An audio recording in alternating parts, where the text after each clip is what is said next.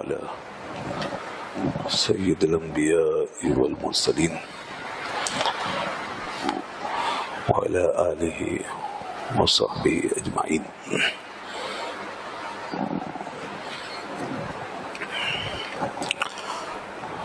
باب رفع اليدين في التكبيرة الأولى مع الافتتاح سواء. حدثنا عبد الله بن مسلمة عن مالك عن ابن شهاب عن سالم بن عبد الله عن أبيه أن رسول الله صلى الله عليه وسلم كان يرفع يديه حذو منكبيه إذا افتتح الصلاة وإذا كبر لركوعه وإذا رفع رأسه من الركوع رفعهما كذلك أيضا وقال سمع الله لمن حمده ربنا ولك الحمد وكان لا يفعل ذلك في السجود أو كما قال النبي صلى الله عليه وآله وسلم. درود پاک پڑھ لیجیے. اللهم صل على سيدنا ومولانا محمد وعلى آل سيدنا ومولانا محمد وبارك وسلم وصلي عليه صلاة وسلاما عليك يا سيدي يا رسول الله وعلى آلك وأصحابك يا حبيب الله. یہ باب ہے باب رفع الیدین فی التکبیرۃ الاولی مع الافتتاح سواء، کہ پہلی تکبیر میں دونوں ہاتھوں کا اٹھانا جب نماز شروع کریں اس وقت، اور یہ نماز شروع کرنے کے ساتھ برابر ہوگا. یعنی جب نماز شروع کر رہے ہیں اور تکبیر کہہ رہے ہیں تو اسی وقت ہاتھ بھی اٹھائیں، ایسا نہیں کہ آگے پیچھے اس کو کر لیں. تو اس میں حدیث امام بخاری رحمۃ اللہ علیہ لے کر آئے کہ حضرت عبداللہ ابن عمر رضی اللہ تعالیٰ عنہما سے یہ حدیث ہے کہ رسول اللہ صلی اللہ علیہ وسلم اپنے دونوں ہاتھوں کو اٹھاتے تھے اپنے کندھوں کے محاذی جب نماز شروع فرماتے، اور جب تکبیر کہتے رکوع کے لیے، اور جب اپنے سر مبارک کو اٹھاتے آپ رکوع سے تو اپنے دونوں ہاتھوں کو اٹھاتے اسی طرح اور فرماتے سمیع اللہ لمن حمدہ ربنا ولک الحمد. اور آپ یہ عمل سجدے میں نہیں کرتے تھے. یہ وہ حدیث ہے بخاری کی جس میں رفع یدین کا ذکر آیا ہے. یہ عبداللہ ابن عمر رضی اللہ عنہ سے یہ حدیث روایت ہے. اس حدیث میں رفع یدین کا ذکر آیا کہ آپ نے اپنے ہاتھوں کو اٹھایا. اچھا، اس میں ایک تو یہ کہ کاندھے تک اٹھایا، تو اس سلسلے میں یاد رکھیے کہ روایتیں جو ہیں تین طرح کی ہیں. بعض روایتوں میں کاندھے تک اٹھانے کا ذکر ہے، بعض روایتوں میں بلکہ کئی روایتیں ایسی ہیں جس میں کانوں کی لو تک اٹھانے کا ذکر ہے، اور بعض روایتوں میں جو ہے کانوں سے اوپر ہاتھ اٹھانے کا ذکر ہے. تین طرح. اچھا، اب اس پر انشاءاللہ بعد میں بھی گفتگو ہوگی. جب یہ ٹاپک ہم لیں گے تو ہم ان روایتوں کو پیش کریں گے، لیکن سر دست اس میں اختصار سے یہ کہا جا سکتا ہے کہ لیکن جب ہاتھ ہم یہاں کانوں کی لو کے پاس جو لے کر اٹھاتے ہیں درمیان میں، ایسے ہم کہتے ہیں کہ یہ جو انگوٹھے ہیں یہ کانوں کی لو کے برابر ہو جائے، اور کانوں کے مقابل ہم ہاتھوں کو اس طرح اٹھائیں. تو اس طریقے سے جب آپ ہاتھ اٹھاتے ہیں تو ہمارے علماء نے یہ فرمایا کہ اس میں تینوں روایتیں جمع ہو جاتی ہیں. اس عمل میں تینوں روایتیں جمع ہو جاتی ہیں، اور وہ جو صرف کاندھے تک ایسے ہاتھ اٹھاتے ہیں یہاں تک، وہ صرف ایک ہی روایت پہ عمل کر رہے ہیں. تو یہ جب کانوں کی لو تک اٹھایا تو تینوں روایتیں اس لیے جمع ہو گئیں کہ ہاتھ یہاں سے لے کر یہاں تک ہے، یہ پورا ہاتھ ہے. یہ بیچ کا حصہ کانوں کے برابر ہو گیا، نیچے والا حصہ کاندھے کی طرف آ گیا، اور اوپر انگلیوں کا جو آخری حصہ ہے یہ کانوں سے اوپر ہو گیا. تو اس عمل کو آپ تینوں روایتوں پر منطبق کر سکتے ہیں. کاندھے تک بھی ہے، کانوں کے برابر بھی ہے، اور کان سے اوپر بھی ہے. اس لیے احناف کا طریقہ یہ ہے. احناف کا جو طریقہ کار ہوتا ہے وہ اکثر ایسا ہوتا ہے کہ اس میں کئی چیزیں جمع ہو جاتی ہیں، تو اس میں بھی ایسے ہی ہوا. اچھا، آج اصل میں اس کے بعد جو ٹاپک ہے وہ ہے رفع یدین کے حوالے سے، جس پر ہمیں گفتگو کرنی ہے۔ اس حدیث میں رفع یدین کا بھی ذکر ہے کہ آپ صلی اللہ علیہ وسلم نے رفع یدین کیا، اور رفع یدین جو ہے ایک صورت رفع یدین کی وہ ہے جس پر سب متفق ہیں، دوسری وہ ہے جس پر اختلاف ہے،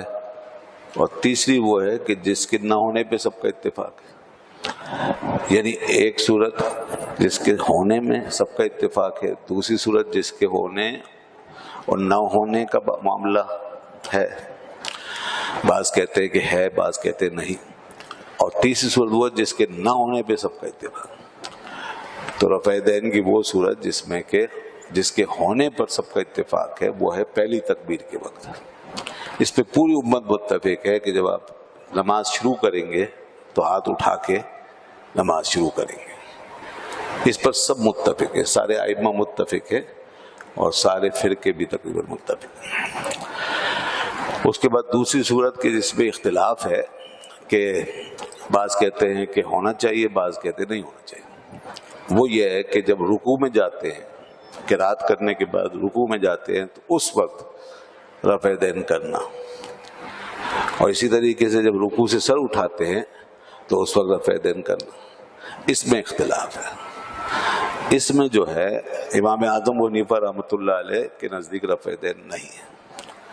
اور امام مالک رحمۃ اللہ علیہ کے نزدیک بھی نہیں ہے، دو اماموں کے نزدیک نہیں ہے، اور دو امام ایسے جن کے نزدیک ہے، ایک امام شافعی ہے، دوسرے امام احمد ہیں، ان کے نزدیک ہے۔ تو یہ صورت جب رکوع میں جا رہے ہیں اور جب رکوع سے اٹھ رہے ہیں، تو ہم اسی پر بات کریں گے کیونکہ آج کل یہی مسئلہ سب سے زیادہ درپیش ہے اور لوگ اس میں اکثر کنفیوز ہو جاتے ہیں۔ تیسری صورت جو میں نے بتائی کہ جس کے نہ ہونے پر سب کا اتفاق ہے، وہ سجدے کے وقت ہے، جب سجدے سے اٹھے تو اس وقت رفع یدین، تو اس میں سب یہ کہتے ہیں کہ اس وقت رفع یدین نہیں، چاروں ائمہ میں سب کا اتفاق ہے۔ البتہ بعض اقوال امام شافعی رحمۃ اللہ علیہ سے ایک قول ایسا بھی ہے کہ وہ اس وقت بھی رفع یدین کو مستحب کہتے ہیں، مگر زیادہ تر سب کا اتفاق ہے کہ اس صورت میں رفع یدین نہیں ہے۔ اب رہتے یہ والی صورت جس پہ اختلاف ہے کہ رکوع میں جاتے وقت اور رکوع سے اٹھتے وقت رفع یدین کیا جائے یا نہیں۔ تو اس سلسلے میں دیکھیں جہاں تک ان ائمہ کا تعلق ہے تو وہ تو ہزاروں مسئلوں میں اختلاف ہے، نماز میں بھی اور بہت ساری چیزوں میں، تقریباً جہاں بھی استدلال ہوتا ہے تو وہ اختلاف ہوتا ہے۔ تو یہ ائمہ سب اپنے اپنے دلیل پہ چلتے ہوئے ایک مذہب اختیار فرماتے ہیں، اور ان کے ماننے والے فالوورز شروع سے ان کے مذہب کے پیروکار ہیں۔ سعودی عرب میں بھی جو لوگ ہیں وہ حنبلی مذہب کے پیروکار ہیں اس وقت، اسی طرح بعض عرب کنٹریز میں جو ہے حنفی مذہب کے پیروکار ہیں، بعض شافعی مذہب کے پیروکار ہیں، یہ سب دنیا میں پھیلے ہوئے ہیں۔ تو جو جس مذہب کا ماننے والا ہے اس مذہب پہ چل رہا ہے، اور ان مذہبوں میں آپس میں کوئی لڑائی جھگڑا نہیں، اور نہ یہ ایک دوسرے کو غلط کہتے ہیں کہ بھائی تم ایسا کیوں کرتے ہو، تم ایسا کیوں کرتے ہو، یہ مت کرو، حدیث میں تو یہ آیا ہے، یہ کوئی کسی سے نہیں کہتا۔ کوئی 1200-1300 سال سے امت اسی طرح چل رہی۔ ہم بھی دنیا میں جاتے ہیں، مختلف ممالک میں دورے کیے ہیں، وہاں پر جیسے شافعیوں کا وہ علاقہ ہے، یمن میں ہم نے دیکھا وہاں بڑے شافعی حضرات بہت ہیں، تو ہم اپنے طریقے سے نماز پڑھتے تھے، وہ اپنے طریقے سے نماز پڑھتے تھے، اور ہم ان کے پیچھے پڑھتے تھے، وہ ہمارے پیچھے پڑھتے تھے، وہ ہمیں بات کرتے تھے، ہمیں حوالے دیتے تھے، اپنے دلائل پیش کرتے تھے، ہم کسی کو ان کو غلط نہیں کہتے تھے، ورنہ وہ ہمیں غلط کہتے تھے، اور کوئی یہ نہیں کہتا تم یہ کیوں کرتے ہو، چھوڑ دو اس کو۔ یہ چیزیں ہم اس امت میں نہیں تھی، لیکن اب جو ہے کچھ لوگ ایسے پیدا ہوئے ہیں جنہوں نے ان چاروں ائمہ سے ہٹ کر ایک راستہ اختیار کیا۔ انہوں نے کہا جی ہم کسی کو نہیں مانتے، ہم تو جی بس جو ہم سمجھیں گے وہ صحیح ہوگا۔ اب چاہے وہ، حالانکہ وہ بات وہی ہے جو پہلے وہ کہہ چکے ہیں، جیسے اب وہ رفع یدین کی بات کر رہے ہیں، یا آمین بالجہر کی بات کر رہے ہیں، یا قرات خلف الامام، تو یہ آلریڈی مسئلے موجود ہیں، ان ائمہ کے یہاں موجود ہیں، بعض ان پہ عمل کرتے ہیں، بعض نہیں کرتے، مگر ان کا کہنا یہ ہے نہیں جی ہم کسی کو نہیں مانتے، ہم تو جو سمجھیں گے وہ کریں گے۔ اس کا نتیجہ یہ ہوا جب لوگوں نے یہ روش اختیار کی کہ ہم جو سمجھیں گے وہ کریں گے، اور ہم کسی کو نہیں مانتے، تو انہوں نے اپنے الزام میں سب کو غلط قرار دے دیا اور انہوں نے کہا جی یہ سارے غلط ہیں، کیونکہ یہ جناب یہ اماموں کی بات کر رہے ہیں کہ فلاں امام فلاں امام، حالانکہ وہ وہی بات ہے، مسئلہ وہی ہے، مگر امام کہنے سے یہ الرجی ہو گئی کہ نہیں جی ہم یہ گویا کہ قرآن حدیث کو چھوڑ کے چل رہے ہیں۔ تو قرآن حدیث کو کہاں چھوڑا؟ جو مسئلہ آپ کا ہے وہی ان کا ہے، تو آپ شافعی ہو کر شافعی بن کے ان کے پیچھے چلیں یا حنبلی بن جائیں،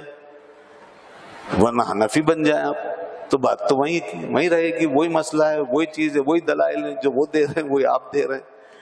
مگر نہیں، چونکہ یہ ہے فرقہ واریت، وہ جو چار ائمہ ہیں وہ فرقہ نہیں ہے، وہ تو مذاہب ہیں، مسائل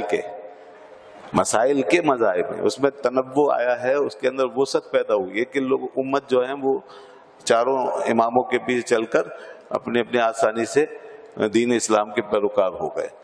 لیکن یہ جو ہے یہ فرقہ واریت ہے۔ فرقہ واریت میں یہ ہوتا ہے، اب جیسے یہ ہو رہا ہے کہ صاحب آپ جو ہیں صحیح نہیں ہے، آپ حدیث کے خلاف،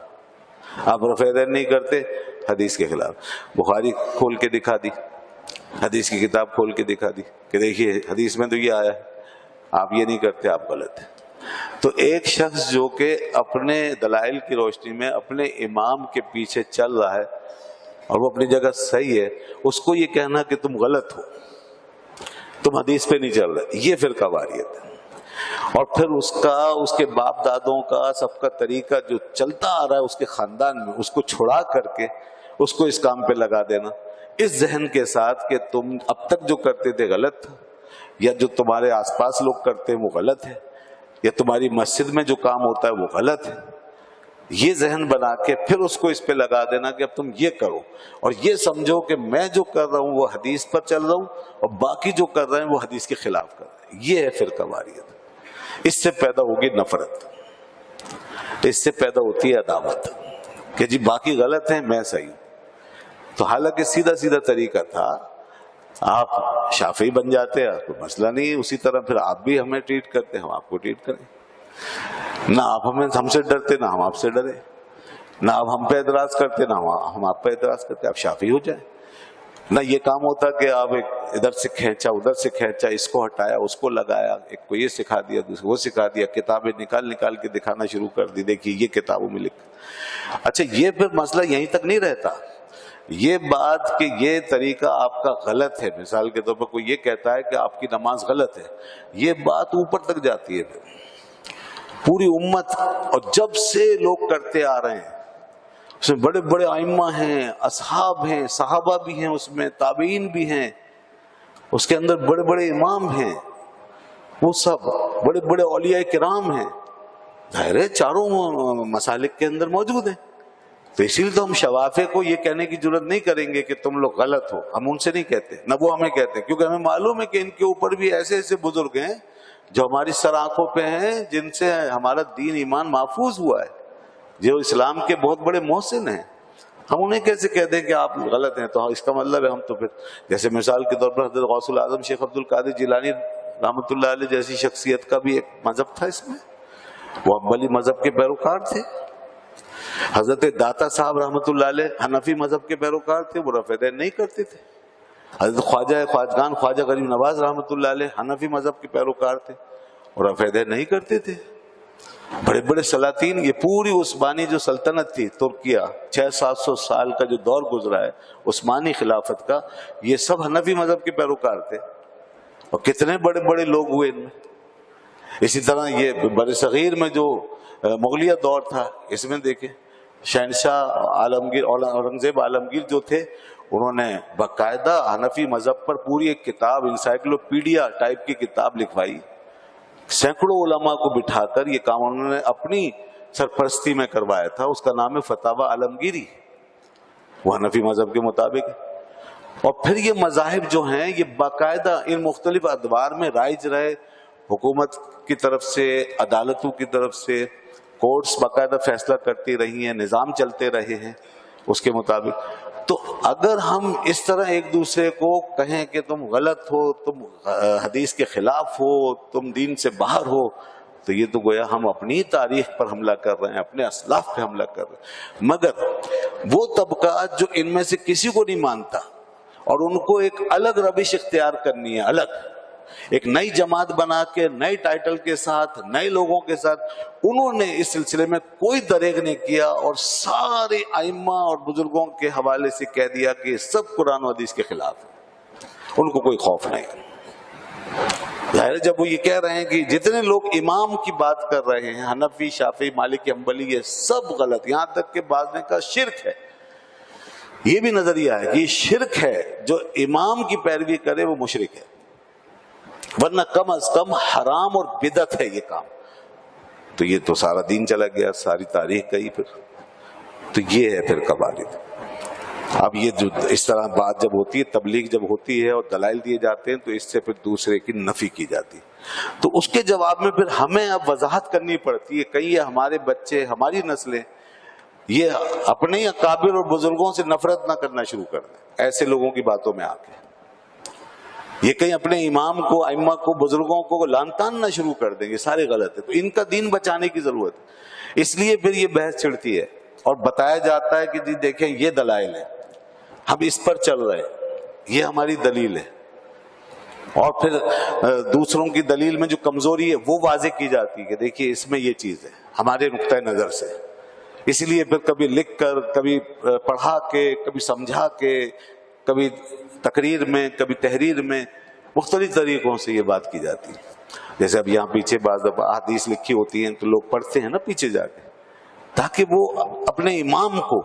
اور اس نمازیوں کو، ان نمازیوں کو غلط نہ سمجھے نا کہ نماز جو ہوئی ہے صحیح ہوئی ہے، وہ یہ خیال لے کے نہ جائیں، پیچھے دیکھ لیں کہ یہ حدیث کے مطابق ہے، کوئی اگر کہتا ہے کہ خلاف حدیث ہے تو پیچھے پڑھ لیں۔ اب ایک صاحب مجھ سے کہنے لگے، پروفیسر صاحب ہیں، پڑھاتے ہیں کہیں یونیورسٹی میں، کہنے لگے آپ کو کیا خوف ہے، آپ کیوں یہ حدیث لکھ دیتے ہیں پیچھے، تو کیا ضرورت ہے اس کی، ایسا لگتا ہے جیسے آپ کو خوف ہے کوئی۔ میں نے کہا ہاں خوف تو ہے، کیونکہ پورے دین پہ حملہ ہو رہا ہے، خوف نہیں ہوگا جب کوئی حملہ کرے گا اور یہ کہے گا کہ یہ غلط ہے، بجائے اس کے کہ انہیں سمجھائیں، ہمیں سمجھا رہے ہیں آپ کہ ہم کیوں لکھتے ہیں،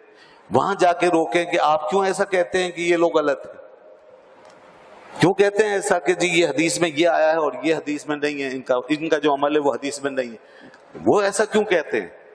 اور آپ یہ دیکھیں ان کی اس بات سے کتنے لوگ زد میں آتے ہیں، تو کیا اب ہم اپنا دفاع نہیں کریں گے اور اپنے بچوں کو بچائیں گے نہیں، اور لوگوں کو آگاہ نہیں کریں گے کہ ہم جو چیز کر رہے ہیں وہ اس کی حدیث کیا ہے، اس کی دلیل کیا ہے؟ ورنہ تو لوگ ہمیں ایک عرصے تک ہمارے پیچھے نماز پڑھیں گے 10 20 سال، اور اس کے بعد یک لخت جو ہے وہ بدل کر آ جائیں گے، بولیں گے آپ کی تو نماز ہی غلط ہے۔ تو یہ کیا طریقہ ہے؟ پھر ہم کہاں کھڑے ہوں گے پھر؟ تو یہ ہو بھی رہا ہے، ایسا ہو رہا ہے مطلب کہ آدمی 10 سال 20 سال 30 سال نماز پڑھتا ہے ایک طریقے پر، اس کے بعد کہیں جا کے ایسے کسی پروپیگنڈے کا شکار ہو جاتا ہے، اپنا طریقہ بھی بدل دیتا ہے اور باقی سب کو وہ جناب غلط قرار دے دیتا ہے، جی اب تک تو میں نے غلط کیا، کمال ہو گیا۔ تو اس لیے یہ سمجھنا چاہیے، اور آج یہ حدیث چونکہ ہم بخاری شریف کا ہی درس لے کے چل رہے ہیں، تو وہ حدیث جو آ رہی ہیں اس پہ ہم بحث کریں گے اور اس پہ گفتگو ہوگی۔ یہ حدیث ہے، اس میں آیا رفع دین کا ذکر، ٹھیک ہے، اور ہم بیان بھی کر رہے ہیں۔ دیکھیے ہم دوسرے حضرات سے بھی یہ کہتے ہیں، جیسے ہم حدیث لا کے بیان کر رہے ہیں، ایسے آپ بھی احادیث جو ہیں بیان کرنا شروع کر دیں کہ جس میں کہ رفع دین کا، ترک رفع دین کا ذکر آیا ہے، تو وہ میں آپ کی خدمت میں عرض کرتا ہوں۔